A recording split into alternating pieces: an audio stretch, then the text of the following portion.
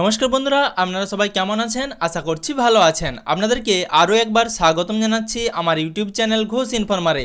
সুপ্রিয় দর্শক বন্ধুরা, কৃষক বন্ধু প্রকল্পের টাকা বন্ধ হচ্ছে না।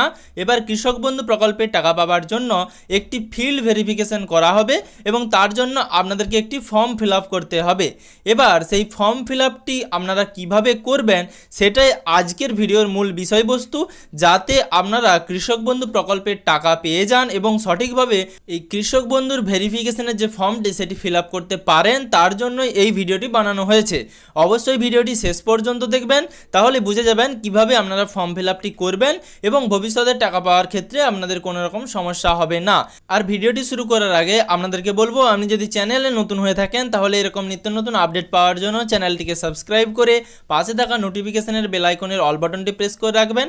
আর আপনি যদি ভিডিওটি ফেসবুক থেকে দেখে থাকেন তাহলে ফেসবুক পেজটিকে ফলো করে রাখবেন আর ভিডিওটি বেশি বেশি করে সকলের সুবিধার জন্য শেয়ার করে দেবেন। প্রথমেই আপনাদেরকে আমি স্ক্রিনে সেই ফর্মটি দিয়ে দিলাম। আপনারা দেখতে পাচ্ছেন এখানে লেখা রয়েছে অ্যানেক্সার 1 বা সংযোজনী 1 এবং হেডলাইনে লেখা রয়েছে কৃষক বন্ধু নতুন প্রকল্পের ক্ষেত্র সমীক্ষা বা ফিল্ড ভেরিফিকেশনের যাচাইকরণ ফর্ম। এবার আপনাদেরকে এই ফর্মটি ফিল আপ করতে হবে। সেখানে কৃষক বন্ধু আইডি নম্বর সেটা কিন্তু লিখতে হবে। এবার কৃষক বন্ধু আইডি নম্বরটা আপনারা কোথা থেকে পাবেন? কৃষক বন্ধু আইডি নম্বর আপনি সরাসরি কৃষক বন্ধু যে ওয়েবসাইট রয়েছে সেই ওয়েবসাইট থেকে পেয়ে যাবেন। সেই ওয়েবসাইটে গিয়ে আপনাদের স্ট্যাটাস চেক করতে গেলে, তবে বর্তমানে কৃষক বন্ধু আইডি কিছুদিনের জন্য হাইড করা হয়েছিল, আপনারা আরও একবার স্ট্যাটাস চেক করতে গিয়ে দেখতে পারেন কৃষক বন্ধু আইডিটা দেখা যাচ্ছে কিনা। এরপর নিচে রয়েছে ক্রমিক নম্বর অথবা সিরিয়াল নম্বর এবং সাইডে রয়েছে যাচাইকৃত বা যদি সঠিক হয় তবে যাচাইকরণ করার পর কর্তৃপক্ষ টিক মার্ক বা টিক চিহ্ন প্রদান করবেন। অর্থাৎ আপনার যদি ফিল্ড ভেরিফিকেশনের পর আপনার আবেদনপত্রটি যাচাইকৃত হয়ে যায় তাহলে ওই জায়গাটাতে টিক মার্ক হবে, এখানটাতে আপনাদের কিছু করার প্রয়োজন নেই। এরপর নিচে রয়েছে তথ্যের বিবরণ বা পার্টিকুলার্স। এবার তথ্যের বিবরণে প্রথমে কি রয়েছে? সুবিধাভোগীর নাম, কৃষক বন্ধুর রেকর্ড অথবা ব্যাংক পাসবই অনুযায়ী এখানে আপনাদেরকে নামটা লিখতে হবে। এবার তার নিচে রয়েছে পিতা, স্বামী, স্ত্রী বা অভিভাবকের নাম। সেক্ষেত্রে আপনি পিতা, স্বামী অথবা স্ত্রী বা অভিভাবকের নাম লিখবেন। তার নিচে রয়েছে ঠিকানা, আপনার যেটা অ্যাড্রেস রয়েছে সেটা আপনারা শর্টে লিখে দেবেন। তার নিচে রয়েছে জেলা, অর্থাৎ আপনার যে জেলা থেকে আপনি বিলং করেন সেই জেলার নাম লিখবেন। তার নিচে ব্লক, গ্রাম পঞ্চায়েত, মৌজা অথবা গ্রাম, এগুলো আপনারা বুঝতেই পারছেন, এগুলোতে আলাদা করে বিশেষ করে কিছু বলার নেই। আপনারা এইভাবে এই ফর্মটি ফিল আপ করবেন।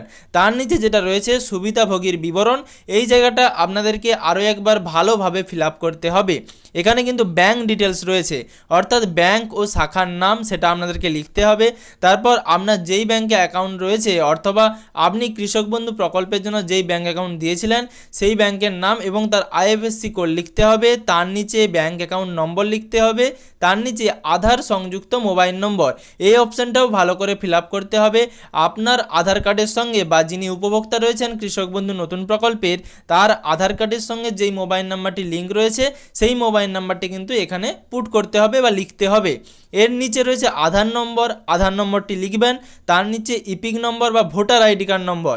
ইপিক নম্বর মানে অনেকেই জানে না কি, ইপিক নম্বর মানে ভোটার আইডি কার্ড নাম্বার, সেটা এখানে লিখে দেবেন। তারপর আপনি এএসডিডি তালিকাভুক্ত কিনা আর আপনি পিএম কিষানের সুবিধাভোগী কিনা সেটাও কিন্তু এখানে লিখতে হবে। এবার পিএম কিষানের যদি আপনি সুবিধা না পেয়ে থাকেন, সরকারের তরফে ঘোষণা করা হয়েছে এই কৃষক বন্ধু ডেটাবেস থেকে পিএম কিষানের ডেটাবেস মেলানো হবে। আপনি যদি পিএম কিষানের সুবিধা না পেয়ে থাকেন তাহলে অবশ্যই আপনাকে পিএম কিষানের সুবিধা দেওয়া হবে এবং পিএম কিষান প্রকল্পে আপনার নাম তোলা হবে। এবার আপনার প্রধান পেশা অর্থাৎ আপনার প্রাইমারি অকুপেশন কি, আপনি কৃষি, কেন্দ্রীয় সরকার, রাজ্য সরকার বা সংবিধিবদ্ধ সংস্থা, সরকারি প্রতিষ্ঠান, পঞ্চায়েত, পৌর সংস্থা, স্থানীয় সংস্থা, সরকারি সাহায্যপ্রাপ্ত শিক্ষা প্রতিষ্ঠান বা অনুরূপ কোনো প্রতিষ্ঠানে স্থায়ী কর্মী বা যিনি নিয়মিত বেতন বা পেনশন পাচ্ছেন, এরকম যদি হয়ে থাকেন তাহলে কিন্তু আপনারা সেখানে লিখবেন। এবং আপনাদেরকে জানিয়ে রাখি এই সমস্ত পেশাগুলির মধ্যে শুধুমাত্র কৃষি ছাড়া আপনি যদি অন্য কোনো পেশার মধ্যে যুক্ত থাকেন তাহলে কৃষক বন্ধু প্রকল্পের টাকা আর আপনি পাবেন না, এরকমটাই বর্তমানে যে অফিসিয়াল নোটিফিকেশন প্রকাশ হয়েছিল সেখানে কিন্তু বলে দেওয়া হয়েছে। এবার তার নিচে রয়েছে জমির বিবরণ, আপনার কতটা জমি রয়েছে, কৃষক বন্ধু প্রকল্পে কতটা জমি দিয়েছিলেন সেটাই কিন্তু এখানে লিখবেন এবং সেই জমির বিবরণ অনুযায়ী জেএল নম্বর, খতিয়ান নম্বর, দাগ নম্বর সব কিছুই কিন্তু দিতে হবে। এবার তার নিচে রয়েছে জমির পরিমাণ, একরে আপনি আপনার জমির পরিমাণ দেবেন। তারপর আরও তারিখ বা শতলিপির তারিখ সেটা দেবেন, যেদিন খতিয়ান তৈরি হয়েছিল সেই খতিয়ানের এখানে ডেট দেবেন, তারপর জমির দখল ধরন কেমন সেটা কিন্তু আপনাদেরকে লিখতে হবে। অর্থাৎ আপনি জমিটি ক্রয় করেছেন, না উত্তরাধিকারী সূত্রে পেয়েছেন, না হস্তান্তর হয়েছে, না অন্যান্য কিছু ব্যাপারে আপনি জমিটি পেয়েছেন, সেটা কিন্তু আপনাদেরকে এখানে লিখতে হবে। এবং পিএম কিষানের যে নিয়ম রয়েছে সেই নিয়ম অনুযায়ী উত্তরাধিকারী সূত্রে যদি আপনি জমি পেয়ে থাকেন এবং সেটা 2019-এর যে 1-2 নিয়ম আছে, 1-2-2019-এর আগের রেকর্ডও থাকতে হবে। এবং বর্তমানে আপনি উত্তরাধিকারী সূত্রে যদি জমি পেয়ে থাকেন তাহলে আপনার বর্তমান রেকর্ডও প্রয়োজন পিএম কিষাণ প্রকল্পে টাকা পাওয়ার জন্য। কিন্তু যদি শুধুমাত্র 2019 অর্থাৎ 1-2-2019-এর পরে আপনার রেকর্ড হয়ে থাকে তাহলে কিন্তু আপনি পিএম কিষাণ প্রকল্পে টাকা পাবেন না। এবার তার নিচে যেটা গুরুত্বপূর্ণ আরও একটি জায়গা রয়েছে সেটা হলো আয়কর প্রদানকারী কিনা। আপনি যদি আয়কর প্রদান করে থাকেন তাহলে সেক্ষেত্রে হ্যাঁ করবেন, আর আপনি যদি আয়কর প্রদান না করে থাকেন তাহলে সেক্ষেত্রে না করবেন। তাহলে বুঝাতে পেরেছি ব্যাপারটা। এবং তার নিচে কি রয়েছে, স্বামী বা স্ত্রীর বিবরণ। এবার স্বামী বা স্ত্রীর বিবরণে কি রয়েছে, স্বামী বা স্ত্রীর নাম। স্বামী বা স্ত্রীর নামে আপনি যদি পুরুষ হয়ে থাকেন তাহলে সেক্ষেত্রে আপনি আপনার স্ত্রীর নাম লিখবেন, আর আপনি যদি মহিলা হয়ে থাকেন তাহলে আপনি অবশ্যই আপনার স্বামীর নাম লিখবেন। এবার তার নিচে ব্যাংকের বিবরণ বা ব্যাংক ডিটেলস দেবেন, সেক্ষেত্রে ব্যাংক ও শাখার নাম দেবেন, আইএফএসসি কোড দেবেন, ব্যাংক অ্যাকাউন্ট নম্বর দেবেন এবং আধার সংযুক্ত মোবাইল নম্বর দেবেন। এবং তার নিচে আধার নম্বর, ইপিক নম্বর, কেবিএন এর সুবিধাভোগী কিনা সেটা দেবেন, এএসডিডি তালিকাভুক্ত কিনা সেটা দেবেন এবং তার নিচে দেবেন পিএম কিষাণের সুবিধাভোগী কিনা। এবার আপনাদেরকে বোঝাতে পেরেছি এখানে আপনি যদি পুরুষ হয়ে থাকেন তাহলে আপনার স্ত্রীর ডিটেলস দেবেন, এবং আপনি যদি স্ত্রী বা মহিলা কৃষক বন্ধুর উপভোক্তা হয়ে থাকেন তাহলে এক্ষেত্রে আপনি আপনার স্বামীর ডিটেলস দেবেন। এবং তার নিচে প্রধান পেশা, আপনি স্ত্রী হয়ে থাকলে আপনার পেশা, এবং আপনি যদি স্বামী বা হাজব্যান্ড হয়ে থাকেন তাহলে আপনার পেশা, এটা কিন্তু এখানে লিখে দেবেন। এবার সুবিধাভোগী স্বাক্ষরের নিচে অপশন রয়েছে, আপনি সেখানে সুবিধাভোগী বা যিনি উপভোক্তা রয়েছেন তার স্বাক্ষর করে দেবেন। এবং তার নিচে বাকি কাজগুলো কিন্তু আপনার নয়, এগুলো লেখাই রয়েছে ফর অফিসিয়াল ইউজ, এখানে কিন্তু আপনারা হাত দেবেন না এবং এখানে কোনো রকমভাবেই আপনারা কোনো কিছু লিখবেন না। ঠিক এইভাবেই কৃষক বন্ধু প্রকল্পের যে ভেরিফিকেশনের ফর্ম সেই ফর্মটি কিন্তু আপনারা ফিল আপ করে নেবেন।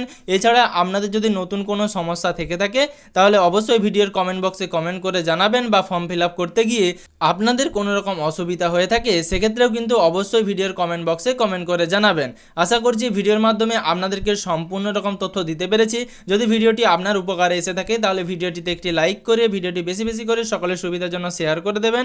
আর আপনি যদি চ্যানেলে নতুন হয়ে থাকেন তাহলে অবশ্যই চ্যানেলটিকে সাবস্ক্রাইব করে পাশে থাকা নোটিফিকেশনের বেল আইকনের অল বাটনটি প্রেস করে রাখবেন।